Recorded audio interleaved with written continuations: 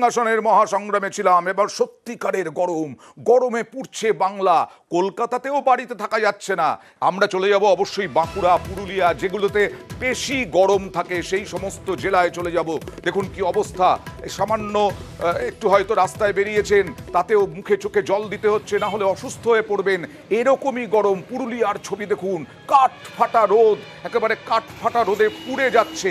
আজও তাপমাত্রা, আজও দক্ষিণবঙ্গে তাপপ্রবাহ, লু সতর্কতা। এই অবস্থায় কেমন আছে বাঁকুড়া, কথা বলবো প্রতিনিধি প্রিয়ব্রতর সঙ্গে। প্রিয়ব্রত, এখন বাজে 3:30, এখনো তো গনগনে আঁচ বলা যায় বাঁকুড়া শহরে। এই সময় তুমি দাঁড়িয়ে আছো, দাঁড়িয়ে থাকতে পারছো, বাড়িতে টিকতে পারছো?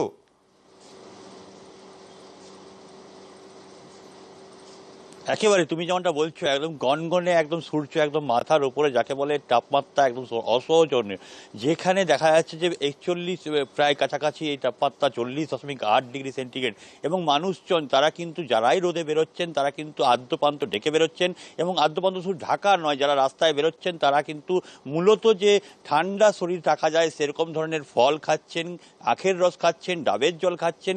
কিভাবে শরীর ঠান্ডা রাখতে পারবেন, যারা বেরোচ্ছেন তারা খুব দরকার না হলে তারা বেরোচ্ছেন না। অবশ্য বাড়িতে থাকলেও খুব একটা যে স্বস্তিদায়ক আবহাওয়া বাড়িতেও তেমনটাও নয়। এই প্রখর রোদে বাড়িতেও থাকা দায় হয়ে যায়, কিন্তু তারপরও বলা যায় একেবারে তুমি যেমনটা বলছিলে যে গনগনে আঁচ, মনে হচ্ছে যেন একটা কেউ উনান জেলে দিয়েছে, সেই উনুনের আঁচে কিন্তু বাঁকুড়া জেলা পুরো পুড়ছে বলা চলে। এবং স্থানীয় মানুষজন তারা কিন্তু একটা অন্তত এক পশলা বৃষ্টি সেইটার আশা করছেন। কিন্তু এপ্রিলের গোড়াতেই যেখানে 41 ডিগ্রির কাছাকাছি তাপমাত্রা, মে জুন মাস বাঁকুড়ার যেখানে প্রায় 45-46 ডিগ্রি তাপমাত্রা হয়ে যায়, সেই তাপমাত্রা কি ছাড়িয়ে যাবে এবারের রেকর্ড, সেটা কিন্তু একটা হাপিত্যেস মানুষের মধ্যে শুরু হয়ে গেছে। অবশ্যই বাঁকুড়ার এই অবস্থা, বাঁকুড়া, পুরুলিয়া, এই সমস্ত জায়গা জ্বলে পুড়ছে।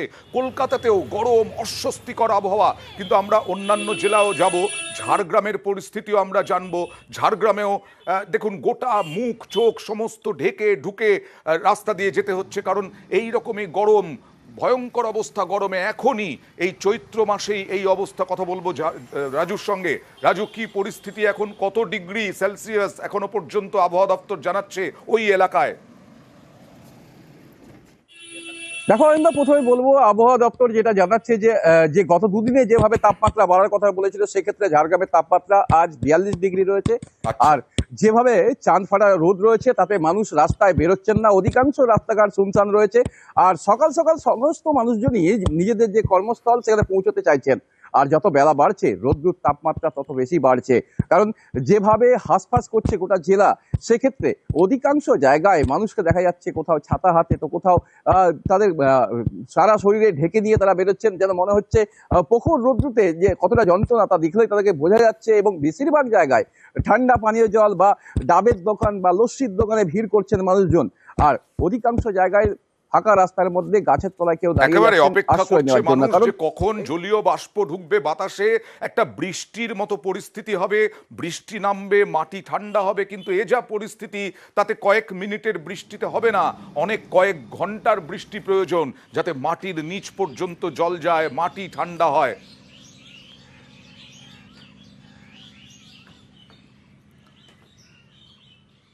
আরো অন্যান্য জেলার খবর আমরা নিয়ে আসবো, গরমের ছবি আপনাদের সামনে তুলে ধরবো। তবে পানিহাটিতে যাব, পানিহাটিতে যাব।